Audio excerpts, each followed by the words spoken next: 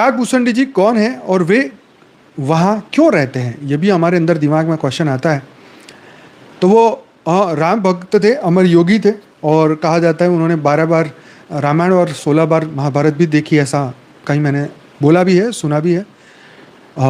तो उनका मूल जन्म त्रेता युग में हुआ था, पर वे कालातीत बियॉन्ड टाइम थे। ये समझना बहुत जरूरी है।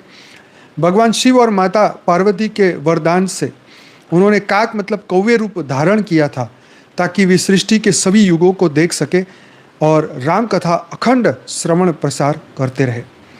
देखो, बड़ी मेहरबानी कि उन्होंने इतना कुछ देखा और फिर लोगों को बताया।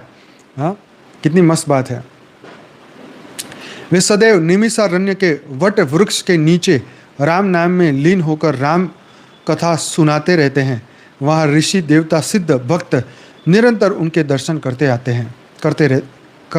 हैं। तो ये त्रेता युग का समय था, ये उत्तरार्ध था। उद्देश्य ये था कि गरुड़ जी के मन में संसार, मोक्ष, मनोविकार और मानव जीवन के रहस्य वो जानने की जिज्ञासा रख रहे थे। भगवान श्री ने रेफरेंस दिया।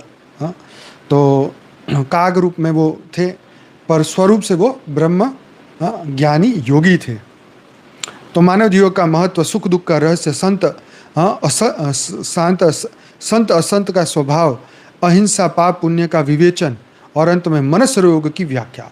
तो मैं आपको ये जो मनस रोग की जो व्याख्या है ये लास्ट में समझाने वाला हूँ। पहले ये 7 क्वेश्चन खत्म हो जाए तब। बहुत ही गूढ़ बातें होने वाली है, छोड़ना नहीं, इसे पूरा सुनना। तो यह संवाद केवल 2 व्यक्ति का नहीं बल्कि आत्मा और विवेक के बीच का संवाद है। बहुत गहरी बात है भाई। गरुड़ जी कौन थे? तो जिज्ञासु, आत्मा को विष्णु का वाहन मतलब भक्ति उनको कहा गया है। जिज्ञासु आत्मा को जो विष्णु का वाहन कहा गया है।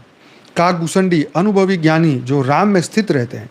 निमिषारण्य मतलब आत्मा का पवित्र वन जहाँ वासनाओं का अंत होता है। क्या बात है भाई, क्या बात है। सुपर। आत्मस्थ बन जाए, आत्मस्वरूप बन जाए, जहाँ मन भी आत्मा में स्थिर हो जाए और शांत हो जाए, वो है निमिषारण्य। वट वृक्ष स्थिर चेतना जो शाश्वत और अखंड है। अर्थात यह संवाद वास्तव में आत्मा के भीतर के आंतरिक गुरु और जिज्ञासु मन के बीच होता रहता है। तो आंतरिक गुरु हमारी आत्मा और जिज्ञासु मन, तो उसको आप जानते ही हैं।